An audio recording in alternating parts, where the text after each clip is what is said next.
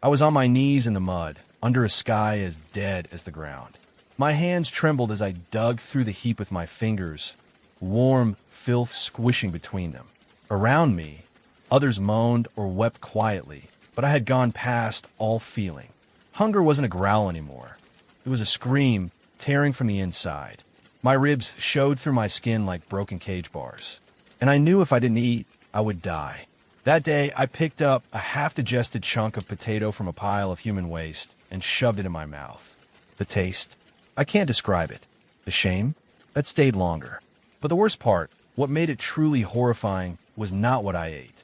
It was what came after. The sound I heard that night from the dark pit behind Barak 6. The thing we thought was one of us, but wasn't anymore. But that part, I'll come to it. Let me start from the beginning, before my body became a ghost, and before I lost my name and my hope in that camp of rot and shadows. It was October 1944. My name was Emil Weber, and I was 16 years old. The war had swallowed Europe, and now it had come for me. I wasn't a soldier. I was just a boy living in Krakow with my mother and little sister, Helena. My father had disappeared a year before, taken during one of the Nazi sweeps. Mama said he was working in a factory, but I saw her cry when she thought we were asleep. Then, one cold morning, the soldiers came again. This time, they took us. We were loaded into a train, packed so tightly I could barely breathe. People screamed when the doors shut. The stench at fast, sweat, fear, vomit. Helena passed out after the first day. Mama held her, whispering lullabies, while I clung to the slats of the wooden wall, watching the world rush past in blurs of gray and smoke. After 2 days, the train stopped. They pulled us out one by one. Dogs barked. Men in black uniforms shouted in German. I saw someone get shot for asking a question. Just like that, gone. They split us up. Mama and Helena were sent one way.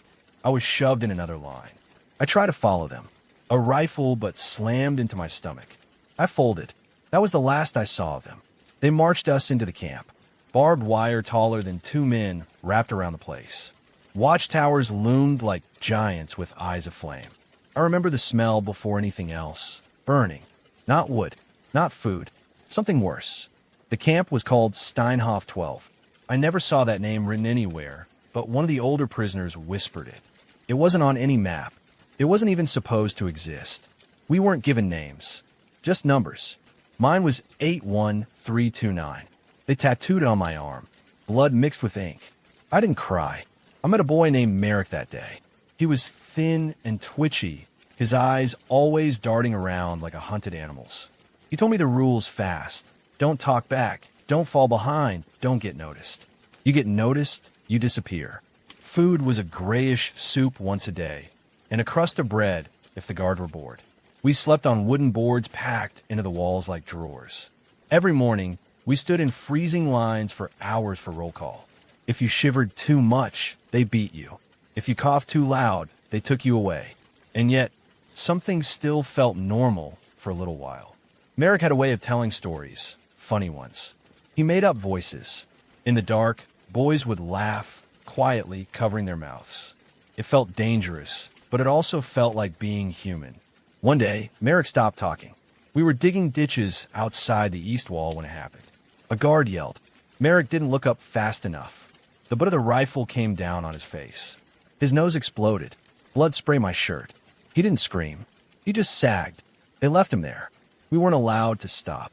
I had to keep digging, pretending I wasn't watching flies land on his open mouth. He was gone by the time we were marched back. Not just dead, gone. Someone said they saw a truck come, but no body. After that, boys started disappearing more often. There were whispers about Barak 6. The lights in that section never worked. They said people were sent there if they were sick, but no one ever came back out. One night, I saw something move behind the window, something too fast, too tall. I told myself it was a shadow. Then the food stopped. For 5 days, we got nothing. 1 crust of bread for 10 people. I tried to give my piece to a boy younger than me. He bit my hand and took it. By the 10th day, I couldn't stand without blacking out. My belly felt like it was eating itself. I began to smell things, dream smells. Roasted meat, apples. My mind played tricks on me. I licked a wall once, thinking it was cake. And then someone did it. A man named Otto, a baker before the war, fell to his knees and started crying and laughing all at once. He clawed into the latrine pit, the one behind the barracks, pulled out a mess of something brown, pressed it to his lips, and ate. We all watched. No one stopped him. No one could. The next day, 2 others joined him. I lasted 3 more days. By then, I wasn't thinking straight.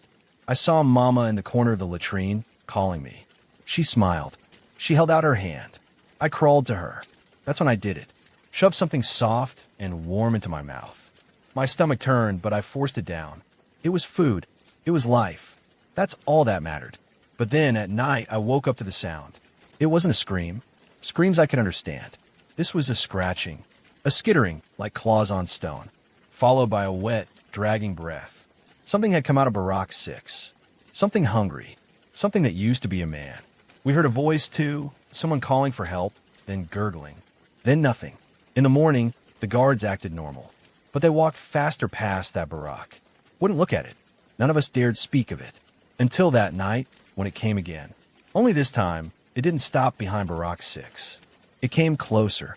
And that's when I saw it, standing under the moonlight, with skin like paper stretched too tight, and eyes that glowed from inside.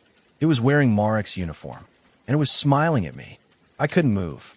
My limbs felt frozen, not from the cold, but from the terror crawling under my skin. The thing wearing Marek's uniform stood at the edge of the barracks yard, where the moonlight pooled like spilled milk across the mud. Its head tilted to one side, like it was curious. Or hungry. I wanted to believe it wasn't him, that it was some nightmare stitched together by my starved mind. But even through the sunken, corpse-like face and the twisted bones jutting beneath its skin, I knew those eyes. They were Marek's, just not alive anymore.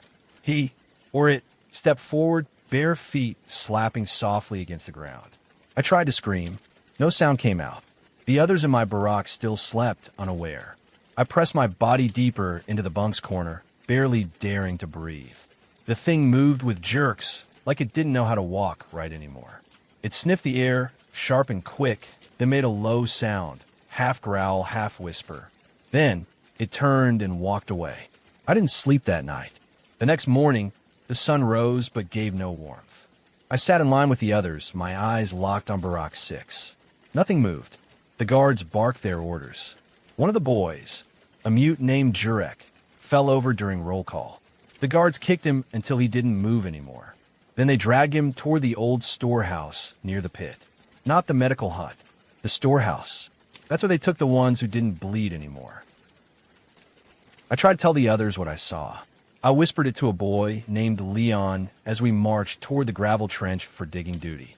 He stared at me like I was mad. "You were dreaming," he said. "Marek's dead. They took his body away." "No," I said. "They didn't." He came back. He didn't reply, just walked faster. That day, the hunger got worse. There was no more soup. Only warm water with floating grease on top. It wasn't enough. 2 of the boys fought over a rat. One had caught it during the night. The other tried to steal it. They bit and scratched each other, making animal sounds. One ended up with a broken arm. The other, the rat. Later that night, I returned to the latrine pit. I hated myself for it. Every step felt like a sin, but the hunger made all the other voices go quiet. I wasn't the only one there. 3 others stood around the pit, heads lowered in shame, doing what needed to be done to survive. That was the night I heard the breathing again. Only this time, it was closer. I ran. I don't remember how I got back to my bunk. I don't remember sleeping. But when I opened my eyes, morning had come, and one of the boys was missing. Jakob, the quiet one who always gave his bread away. His bunk was empty. No blood. No struggle. Just gone. We all looked at each other, but said nothing. We learned that silence was the only thing that kept you alive in Steinhoff 12. That afternoon, something changed. A new prisoner arrived. We were digging near the perimeter when a truck pulled up. The guards unloaded a single man. He was tall, maybe 40, with black hair and a strange scar that ran from his eye to his chin like a lightning bolt. He walked with a limp, but didn't flinch when the guard shoved him. Later, I saw him in the food line. He didn't take any rations. Just stood there, watching the guard with eyes like ice. That night, while we lay in the dark, he came into our barack. He didn't say anything for a long time. Then, Finally, he whispered, "You've seen it, haven't you?" I sat up, heart pounding.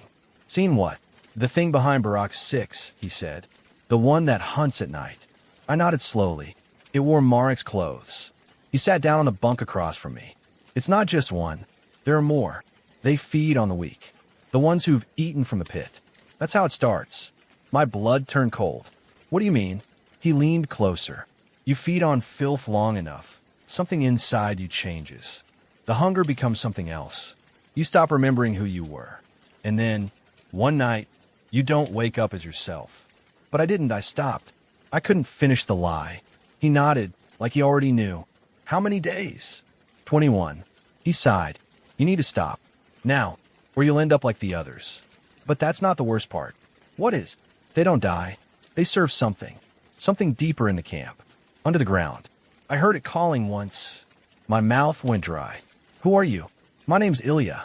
I used to be a priest. Before this. A priest. In this place." He stood up. "Tomorrow night. Meet me at the crematorium. There's something you need to see." Before I could answer, he was gone. I lay awake for hours, Ilya's words repeating in my head. "You don't wake up as yourself. You serve something else." I stared at the ceiling until the scratching came again. This time it came inside. The door creaked open and cold air rushed in. I sat up just in time to see a figure standing in the doorway, tall, skeletal, bones pushing against skin like knives beneath cloth. But this one wasn't Marek. It was Jakub. His eyes were gone, but he still found me. Jakub stood in the doorway, head tilted, just like Marek's had been. His skin looked like paper soaked in oil, thin, wrinkled, but shiny in the moonlight. Where his eyes should have been were two dark pits, deep and endless. And yet he saw me. I couldn't move. I couldn't even scream. My body betrayed me, frozen with fear. Jakub's jaw slowly opened, wider than it should have, his dry lips peeling back over cracked teeth. From that dark, gaping mouth came a low sound, not a growl, not a moan. It was whispering, 1,000 voices all at once, speaking a language I didn't understand. Then, something else moved behind him. Another figure stepped into view, hunched and twitching. And another. And another. I saw at least 5 of them. Men I thought had been dead for weeks, their faces slack, their fingers clawing at the air like they were reaching through water. One of the boys in the top bunk stirred. He yawned, sat up, rubbing his eyes. "What?" He didn't finish. Jakub lunged. I didn't stay to watch. I rolled out of my bunk and ran, ducking beneath swinging arms, claws catching air just inches from my scalp.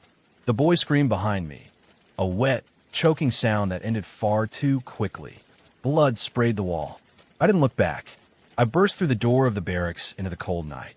The sky was moonless now, heavy clouds like bruises rolling over the stars. The camp was silent except for the whistle of the wind. No guards. No sirens. Nothing. I ran toward the crematorium. Ilya had said to meet him there, but I didn't even know why. My legs moved on their own, driven by panic. Behind me, I heard the Barak door creak open again. They were following. The crematorium stood at the edge of the camp near the fence, its red chimney looming like a crooked finger. I had always avoided it. No one spoke of it. It was where the smoke came from. I slipped inside through a broken side window, cutting my hand on the glass. I didn't stop. The inside was dark and cold, filled with shadows and ash. Rows of rusted trays, bone-crushing gears, and a heavy iron furnace sat in the center like a dead beast. Ilya was there. He stood by the furnace, holding a long metal rod like a staff. His eyes widened when he saw me. "You came. They're here." I gasped. There he was, Jakub. Ilya grabbed my arm. "I know. I heard them. Help me with this." He pointed at a trapdoor beneath the furnace, half hidden by a broken cart. I helped him drag it aside. The trapdoor was made of heavy wood, scorched around the edges. Strange markings had been carved into it, symbols that made my skin crawl just looking at them. Ilya pulled it open. The smell that rose from below was worse than anything I'd ever smelled in the latrine pit. Rot, blood, smoke, and something sweet, sickly sweet like rotten fruit left in the sun. He looked at me, serious. "This is where it lives." I shook my head. "What lives?" He didn't answer. Instead, he climbed down. I hesitated, but the howling from the yard told me I had no choice. I followed him into the dark. The tunnel was narrow, barely wide enough to crawl through. The walls were made of old brick, cracked and wet with slime. My hands still bled from the window, and I smeared red on the stones as I crawled. After what felt like forever, the tunnel widened into a low room lit by a single flickering torch. The floor was covered in bones. Not just human, animal, twisted shapes, some still with flesh. At the far end of the room was an altar made from black stone. Symbols covered it, the same ones as the trapdoor. They glowed faintly. Ilya stood before it, his face pale. They built this place on top of something old, he said. Before the Nazis. Before the war. Something ancient. Something that feeds on pain. I stared at him, shaking. You mean the guards know? He nodded. They serve it. Willingly. They give them power. They bring it the weak, the broken, the hungry. That's why the food stopped. They wanted us to fall. A scratching sound echoed from the tunnel behind us. They're coming, I whispered. Ilya turned toward the altar. I came here to destroy it, but I can't do it alone. What do we do? There's a ritual, he said. A sealing rite. I learned it from a book they try to burn, but it needs a blood sacrifice. My breath caught. What kind of sacrifice? Before he could answer, the tunnel entrance behind us exploded. Stone and dust flew everywhere. One of the creatures crawled through, arms twisting unnaturally. Its face was shredded, its mouth open in a silent scream. Another followed, then a third. Ilya shoved the torch into my hand. Run, he screamed. But I didn't. I raised the torch and threw it into the pile of bones. The fire caught instantly. Dry, oily smoke filled the chamber. The creatures shrieked, clawing at their heads, stumbling back from the flames. Ilya yelled in another language, chanting words that made my ears hurt. The altar began to glow brighter, then crack. Something was breaking, something beneath it. And then, from under the stone, a voice rose. It wasn't human. It wasn't even alive. It spoke into my bones, through my skin, into my teeth. Into my name. Emil. Everything went white. I woke up outside. Cold rain hit my face. The camp was on fire. Barak 6 burned like a torch. Screams filled the air. Sirens howled. Guards ran in all directions. Creatures, or what was left of them, tore through the wire, escaping into the forest beyond. I sat up dazed. Ilya was gone. The trapdoor was gone. And in my hand, I still held the torch. But it wasn't burning. And deep inside me, I felt something move. Something that whispered in Marek's voice. I'm still hungry. Rain fell in icy sheets as I staggered through the ruins of the camp. My legs wobbled, weak from hunger and fear, but I couldn't stop moving. The torch in my hand had long since gone cold, but I clung to it like it still held the fire. The whispers hadn't stopped. They were inside me now. At first, they sounded like Marek, then Jakub, then voices I didn't even recognize. They told me things, secrets, numbers, names. Some weren't even in languages I understood, but I felt their meaning. They were all dead, but not gone. The camp was in chaos. Fires crackled across the rooftops of Barak 6 and the supply sheds. Ash drifted like snow. Guards shouted, but they weren't in control anymore. Some of them had been torn open by what I couldn't say. I saw one slumped against the wire fence, eyes staring upward, throat ripped out. And then I saw something worse. A guard I recognized, Schultz, a thick-necked brute who once broke a boy's fingers for sneezing during roll call, was crawling on all fours. His eyes were black, his mouth foaming. His body jerked in spasms as he tried to stand, but his bones bent wrong, like something inside was reforming him. He looked at me and grinned. I turned and ran. The forest beyond the fences was thicker than I remembered. Sharp branches tore at my arms and face. Mud sucked at my feet. But I kept running deeper and deeper until the fires of Steinhoff 12 were just a flickering memory behind the trees. I didn't stop until I collapsed. When I woke, it was morning. The forest was silent, wrapped in gray mist. For a moment, I thought I was free. Then I heard a sound, soft footsteps in the distance. I hid behind a tree, barely breathing. Through the fog, I saw a figure moving. A girl, maybe 13, with pale skin and long dark hair. She wore a prisoner's uniform, too big for her frame. She walked slowly, arms hanging limp. Something about her felt wrong. She stopped suddenly and tilted her head. "I know you're there," she said.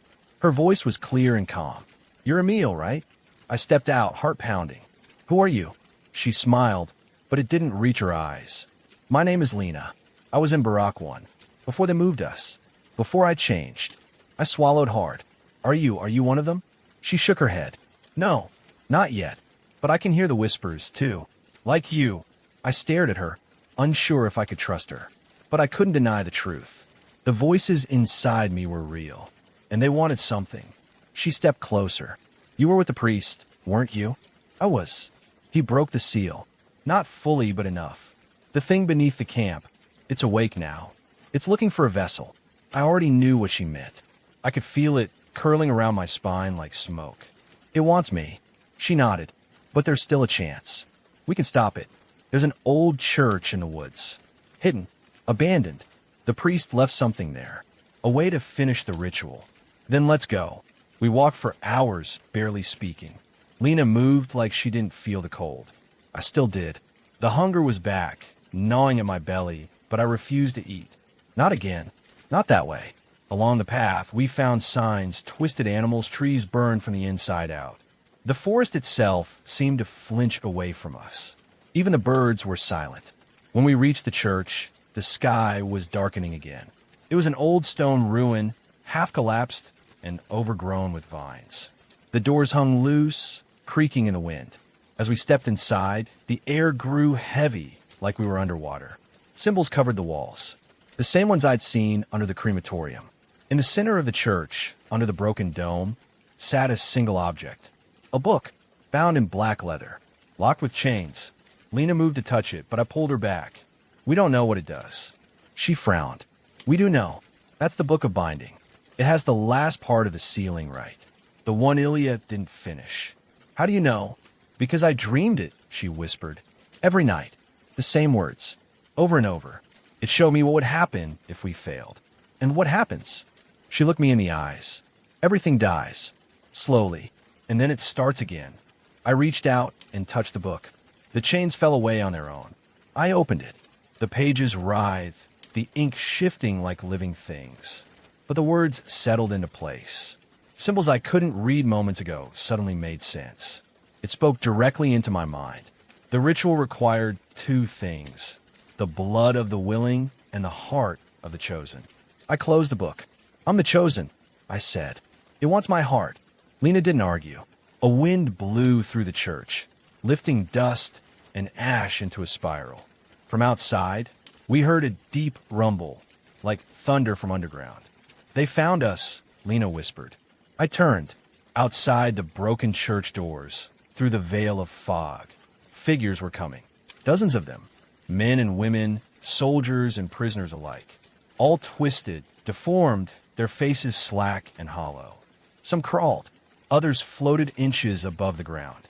In the center walked one larger than all the rest. Its body was a patchwork of flesh, stitched together like a doll. Bones jutted out at angles, and its face was a mask of many. I saw Mark's mouth, Jakub's eyes, Schultz's sneer. It opened that mouth and spoke in all their voices. "Give me the heart, Emil." I stepped forward, but Lena grabbed my hand. "There's another way," she said. "What?" I lied, she whispered. "The book said one heart, or two souls." I didn't understand. "What does that mean?" "It means if we go together, we can lock it away forever." "No," I cried. "There has to be another way." But she was already moving, pulling me toward the altar at the front of the church. The creatures were closing in. I opened the book one last time. We stood together in the circle, and I began to chant. The ground split. The wind screamed. And the last thing I heard before the world cracked open beneath our feet was Lena's voice. "Don't forget who you are." And then we fell. We plunged into the dark. There was no bottom, no end, just wind and blackness and the pull of something ancient, something vast. I didn't fall like you fall in a dream, soft and weightless. I felt like I'd been torn from the world. Lena gripped my hand tight as the void swallowed us. Then light, not warm sunlight or even firelight, but a cold, silvery glow that painted the walls of an endless cavern. We landed hard on a stone floor that pulsed like skin. I gasped, tasting dust and salt and iron in the air. Lena didn't move. Lena, she stirred, eyes fluttering open. We're in its world now. The cavern was massive, larger than the camp, larger than anything I'd ever seen. Stone pillars rose like ribs from the floor, disappearing into blackness above. Carvings covered everything. Symbols again, the ones from a book. From the altar, they glowed faintly like dying stars. And at the center, it waited, the thing we had tried to seal. It didn't have a shape the way living things do. It was a mass of shadow and ash and broken faces that twisted in and out of its form like drowning souls. It hovered above a pit that bled light, white and raw and painful to look at. It saw us, and it spoke, but not with words. It spoke into me. It poured its voice through my thoughts, through my blood. I felt it pull on every memory I had. My mother's lullaby, Helena's giggle, Marek's jokes in the dark. And it twisted them, reshaping them into lies. She left you to die. They all did. You belong to me now. I screamed and clutched my head. Lena grabbed my shoulders, pulling me back. Don't listen, she shouted over the roar. It lies. It always lies. But I could see the truth in its eyes, if you could call those burning voids eyes. The truth that something had followed me since I first fed from the pit. Something had tasted me, marked me, made me part of it. I had opened the door. I had fed the hunger. And now it wanted to be me. Lena opened the book again. The pages flapped in the unnatural wind, glowing symbols dancing like fireflies. She began to chant. The creature shrieked. A wave of force knocked us back. I hit the ground hard, coughing. The air grew thick like breathing oil. Lena stood again, bleeding from her nose, but still chanting. The pit beneath the creature widened. The stone around us cracked and groaned. And then it moved. Faster than thought. It rushed toward Lena, tendrils of shadow snapping from its body like whips. One struck her across the chest. She flew back, hitting the stone wall with a sound that made my stomach twist. No, I screamed. I crawled to her side. She was breathing, but barely. I can't finish it, she gasped. You have to, but I don't know how. You do. She placed the book in my hands. It chose you for a reason. Finish it. Lock it away. Don't let it take anyone else. I stared down at the book. The symbols weren't glowing anymore, but I could still see them. I began to read. The words were not mine, but they came from my mouth like they belonged there. The creature screamed again, but this time it recoiled. The pit flared, light pouring upward. The ground trembled. The air burned. I kept reading. My voice rose louder. The symbols lifted off the page, circling the creature like fire. It fought back. It tore my mind. Showed me Helena's face, screaming. Showed me my mother dying. Showed me, laughing, covered in blood, feeding from the pit with joy. But I didn't stop, because I saw through the lies now. I saw what it really was. Hunger. That's all it ever had been. Not hate. Not rage. Just endless, gnawing hunger. And if I fed it, if anyone fed it, it would never stop. The final word burned on my tongue. I screamed it into the void, and the world broke. Light surged from the pit, swallowing the shadow, the walls, the stone, the symbols, everything. The creature howled, a sound like mountains breaking. Its faces melted away. Its tendrils twisted and snapped. And then, silence. Darkness. I woke up lying in mud. Rain was falling again. The sky was gray. I was back in Steinhoff 12. The camp was empty. No fires. No guards. No prisoners. Just rows of silent barracks and rusting wire. I stood slowly, aching all over. My clothes were torn. My skin burned with cuts and bruises. The book was gone. So was Lena. I stumbled to the center of the camp. The pit behind Barak 6 had been filled in. No trace of the altar. No more symbols. But something else had changed. The hunger was gone. The whispers had stopped. For the first time in weeks, I felt empty. Not the gnawing emptiness of starvation, but peaceful, clean. And yet, in the silence, I still remembered. All of it. Marek, Jakob, Ilya, Lena. I walked past the roll call square, past the dead guard tower, past the fence where I had once dreamed of escape. At the gate, I found a sign I had never seen before. Steinhoff 12, closed. Below it, a date. October 1944, scratched out, as if someone had tried to erase the memory of this place from the world. But I remembered. I would always remember. Because even if the hunger was gone, something else remained. Deep beneath the ground, watching, waiting. And I knew it would be hungry again. But that wasn't the worst part. The worst part was what Lena had whispered just before the world collapsed. Only 2 souls, but you're still here, Emil. So whose soul do we leave behind? And why do I still hear her voice when I close my eyes? I left the camp behind. I don't remember walking away. It's like 1 minute I stood at the rusted gate, staring into the woods, and the next, I was deep within them again, branches slicing at my face and the cold pressing against my bones like an old enemy. I didn't know where I was going. I didn't care. I just knew I had to go. Each step was heavier than the last. My legs trembled. My head throbbed. But worse than the pain was the silence. It wasn't the peace I thought I wanted. It was wrong. Heavy. Hollow. Like the forest was holding its breath. And the voice. Lena's voice. It hadn't stopped. It was faint like it was coming from underwater, but it was there. In my dreams. In the wind through the trees. In the spaces between my thoughts. Sometimes she was calling my name. Sometimes she was laughing. It got worse at night. That first night after the camp, I found a small clearing beneath a crooked tree and tried to sleep. I huddled in a pile of leaves and wrapped my arms around myself for warmth. I closed my eyes. That's when I saw her. She stood at the edge of the clearing, just outside the light of the moon. Her head was tilted, just like when I first saw Merrick. Her skin looked pale and perfect. Too perfect. Like porcelain. "Why did you leave me?" she whispered. I jolted awake, but she was still there. Only now, she was closer. "Lena," she didn't answer. She just smiled. That same empty smile I'd seen on the faces in the pit. I scrambled to my feet. "You're not real. I saw you die. We did the ritual. We sealed it." Her head twitched. "Did we?" she asked, stepping forward. "Or did you survive because you were meant to?" I backed away. "You're not Lena." She stopped. Her smile faded. And for a moment, just a moment, her eyes pleaded.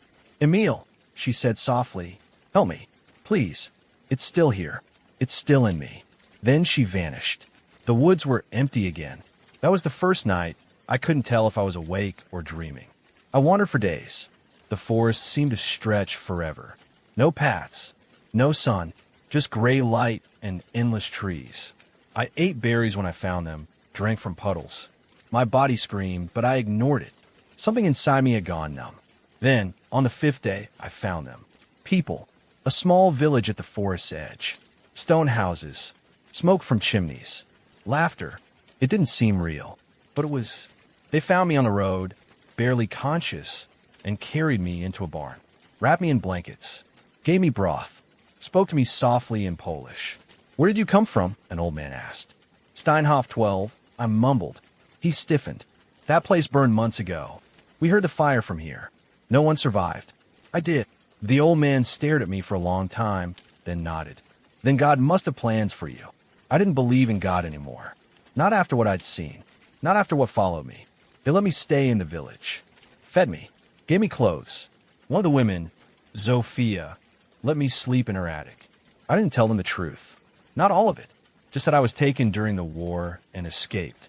They pitied me, but they didn't ask too many questions. Maybe they were afraid of the answers. For a while, things were quiet. Peaceful even. I helped with chores. Chopped wood. Learned to bake bread. I smiled when I needed to. But I didn't sleep well. Not ever. Because every night, Lena came back. Sometimes as a girl. Sometimes as a shadow with too many eyes. Sometimes with no face at all. And every time, she whispered the same thing. "You left me." I started drawing the symbols again. On the walls. On the floor. In the dirt behind the barn. The ones from the book. I didn't mean to. My hands moved on their own. Zofia found one carved into her kitchen table and scolded me, gently. "Just a dream," she said. "You're still healing." But I wasn't. I was changing. Then came the night of the storm. Wind howled through the village. Rain fell like nails. I couldn't sleep, so I went outside, barefoot, the mud sucking at my heels. I didn't know where I was going, until I found the field. The graves were fresh, dozens of them, unmarked, just crosses. And in the center, one grave had been dug up. The earth was ripped open like something had clawed its way out. I heard footsteps behind me. Turned. No one. But I knew she was there. Lena. No answer. Just a whisper, so faint I felt it more than heard it. Come see. The next day, the animals began to die. Chickens first, then a dog, then a cow, all drained of blood, their eyes wide with terror. The villagers said it was wolves, but I saw the tracks. Not paw prints. Feet. Bare feet. Small. Like a child's. That night, I couldn't take it anymore. I opened the trapdoor to the root cellar under Zophia's house and went down with a lantern. And there she was, sitting at the far wall. Lena, alive, but not. Her skin peeled in places. Her eyes glowed softly in the dark. She rocked back and forth, humming a lullaby I remembered from my mother. Lena, I choked. She looked up slowly. I waited, she said. I kept the door closed. Like you said. What door? But I already knew. Behind her, in the dirt wall, was a seal. Carved in stone. A circle of the symbols. Cracked down the middle. Something pulsed behind it. I stepped forward. Don't, she whispered. It's hungry again. I thought we sealed it, I said. I thought it was over. It was never sealed, she said. Not fully. Part of it stayed. With you. Part of it stayed with me. She reached toward me. And then, the wall split open. And something stepped through. Something with my face. But it wasn't me. It smiled. And whispered. Welcome back. The thing wearing my face stepped into the root cellar like it had every right to be there. Slow, calm, and smiling that awful, knowing smile. I couldn't breathe. My chest tightened, and the lantern in my hand flickered like it sensed the thing, too. It looked like me, but only at first. Then the details slipped. The eyes were too black. The skin too smooth, like it had never known pain. Its mouth was just a little too wide. And when it moved, the joints clicked like bones rearranging beneath rubbery skin. Lena shrank into the corner. I told you, she whispered. It followed us. The thing turned to her. Us, it said in a voice that was almost mine. There is no us, Lena. There's only what was left. You gave him your soul, remember. She didn't speak. Her face trembled like she wanted to cry, but couldn't. And the thing turned back to me. Do you know what I am yet, Emil? I stepped back. You're not me. I'm what's left when you lie to yourself, it said. The piece you thought you threw away when you climbed out of the pit. The part that liked it. I shook my head. No. I hated it. I only did what I had to do to survive. It smiled wider. Survival was the lie. Its voice dropped, deeper now, echoing around the small dirt walls. You chose to feed. It moved closer, feet not quite touching the ground. The lantern flickered again, then died, plunging us into darkness. But I could still see it, glowing faintly, pulsing like a heart. You said no. It whispered. But your body said yes. My back hit the wall. I reached blindly for anything. A stone, a stick, even one of the symbols I'd carved. But there was nothing. Lena stood up suddenly. No, she said. You can't have him. The thing tilted its head. Oh, but I already do.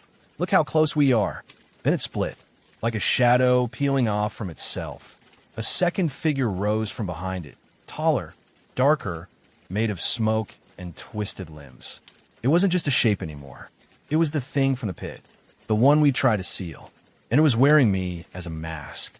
Lena threw herself between us. Her voice was steady. Take me instead. I shouted, Lena, no.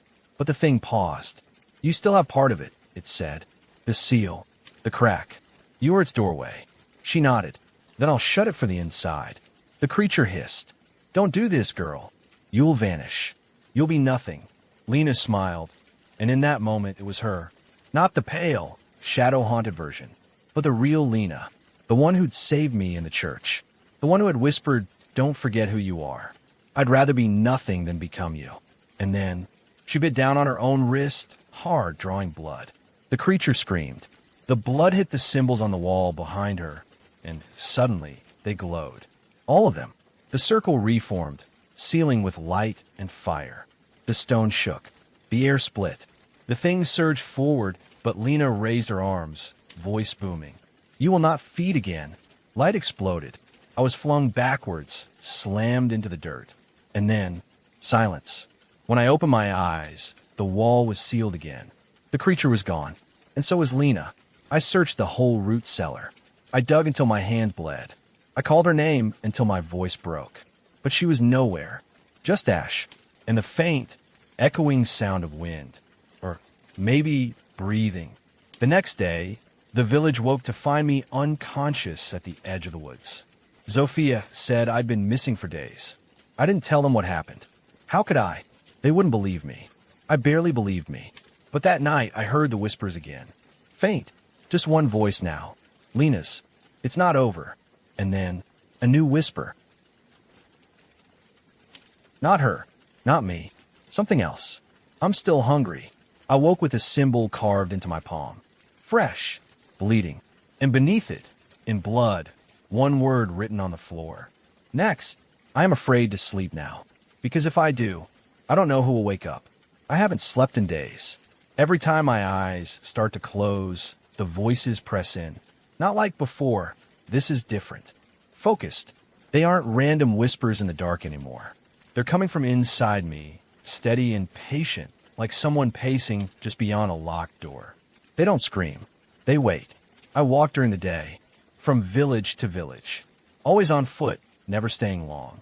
People feed me, give me shelter for a night, then watch me leave with confusion in their eyes, like they know something's wrong but can't name it. I haven't seen another survivor of Steinhoff 12. Not one. But sometimes I see a flash of a prisoner uniform in the corner of my eye. A shadow with no owner. A whisper that says my name in a voice I know isn't Lena's. It's me. Or it used to be. Or will be. One night, I reached a town with a church. A real one this time. Clean. Quiet. The kind that smells like candles and warm bread. I sat at the back, hands in my lap, staring at the cross like it could undo everything. An old priest came to sit beside me. He didn't say anything at first, just looked at me. You carry something heavy, he said finally. I nodded. He looked down at my hands.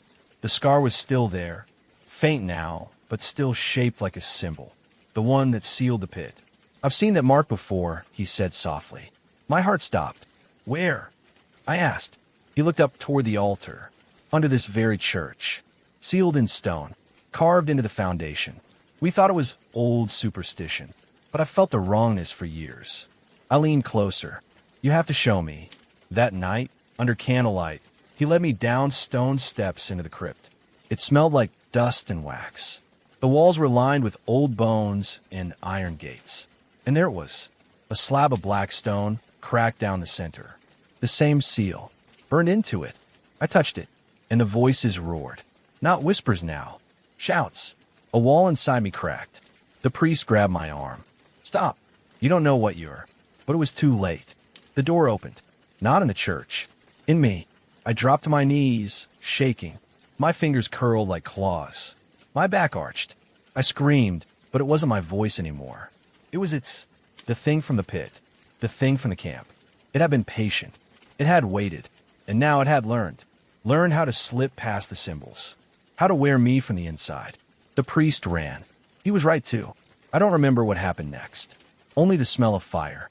And screams. When I came back to myself, the church was gone.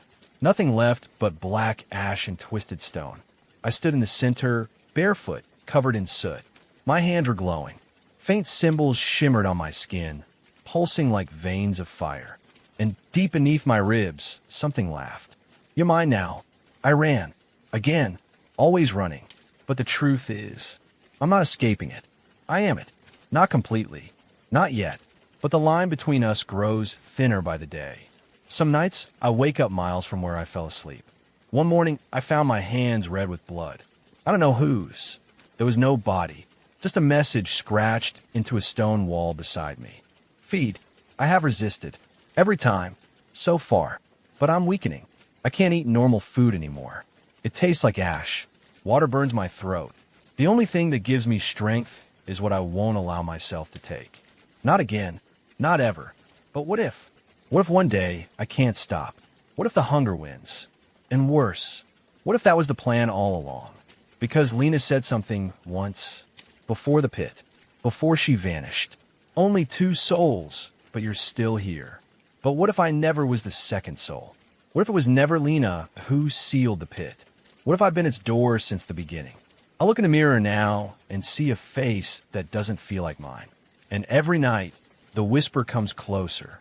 You open the door. Now let me in. I don't know how much longer I can fight it. This is my last page. My last warning. If someone finds this, if someone reads this, don't look for Steinhoff 12. Don't search for me. And if you ever find yourself hungry enough to eat from the pit, don't. Because once you feed on the dark, it never stops feeding on you.